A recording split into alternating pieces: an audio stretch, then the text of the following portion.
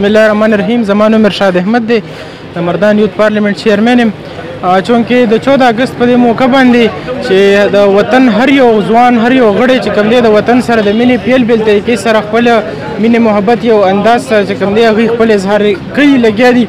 په دغه لړ کې زموږ د مردان یوت پارلیمنت هم انشاءالله 14 اګست باندې یو پروګرام را روان دی او بیا سپیشلی نن چې په کوم ځای کې زه موجود یم زموږ علمګیر احسان انفارمیشن سیکرټري د مردان یوت پارلیمنت او دغه خپل یو کاروبار دی، یو ډېر وړوکی د هغه یو سیټ اپ دی خو چونکې هغه په دې وړوکي سیټ اپ کې هم چې د ملک سره د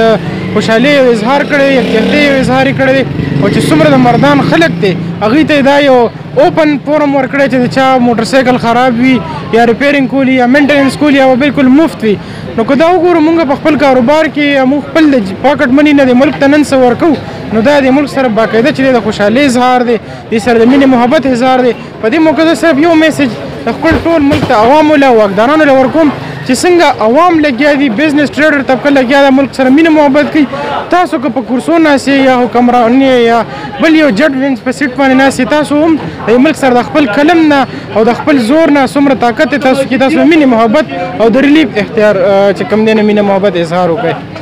زه د علمګیر شکریه ادا کوم چې خپل خور سره د په کوم طریقه باندې اظهار وکړو، د مینې اظهار وکړو او خپل ملک سره چې کوم دی نو د 14 اګست په یوم ازادۍ حوالې سره د مردان خلکو له کوم پیکیج ورکړو چې د کوم وست دی د خپل حیثیت مطابق چې هر یو کس چې خپل موټر سایکل لاولي پای کې سم مرمت دی د خپل طرف دی فری کی. نو زه د ډیره شکریه ادا کوم، ډیره ستاینه هم کوم او دا زموږ لپاره یو قابل تقلید مثال دی چې د کوم سټپ اوچت کو چې به د هر یو پاکستانی د جذبه پکې چې په دې روز باندې په داسې موقع باندې په داسې یو قسمه کارونه وشي چې هغه چې کوم دی موږ لا فایده راکړي زموږ د یکجهتۍ زموږ د اظهار زموږ د اتحاد چې کوم دی هغه سبب وګرځي.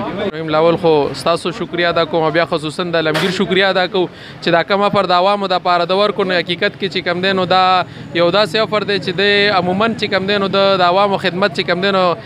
کړی دی او هغه د موږ وینو چې د په سینه کې دغه جذبات د عوامو خدمت شته دی. د علمګیر چې کوم فری افر ورکړی دی نو حقیقت کې دی چې کوم دی زموږ سره د نوې اډې اتحاد ټریډ یونین کې موږ سره نایب صدر هم دی، دغه شان د یوت پارلیمنت کې هم تاسو سره چې کوم دی نو انفارمیشن سیکرټري دی. نو دا د هغه عوامو جذبه او خدمت کول چې کوم دی دا د په سینه کې خپل یو جذبه ده او هغه دغه شان کې لري او موږ دغه وایو چې یاره دغه د چې کومه جذبه دی په سینه کې لري نو زه وایم چې دا دغه شان کې نور عوام چې کوم دی نو دغه شان کې څه پروګرامونه راځي او هغوی خپل روزګار حوالې سره چې کوم دی نو همدغه شان کې فری افر ورکوي نو د هغې سره به چې کوم دی نو دا زموږ نور عوام چې کوم دي دا به هم څه زده کوي او د هغوی به هم څه فایده به هغوی ته عوامو ته به رارسي. نو موږ په دې موقع باندې چې کوم دی نو د ده هم شکریه ادا کوو او د دې سره به چې کوم دی نو زموږ د دې چې کوم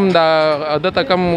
موټر سایکل راځي ودرېږي او دا کوم کسټمر چې کوم دي نو دوی به هم داسې زده کړي چې او زموږ په پاکستان کې دا تاجرانو چې کوم دي یا زموږ مصریان چې کوم دي هغوی په سینه کې د پاکستان دپاره یو جذبه شته دی او د هغوی چې کوم خدمات کولی شي نو هغه د دې وسه پورې چې کوم دی نو هغه دا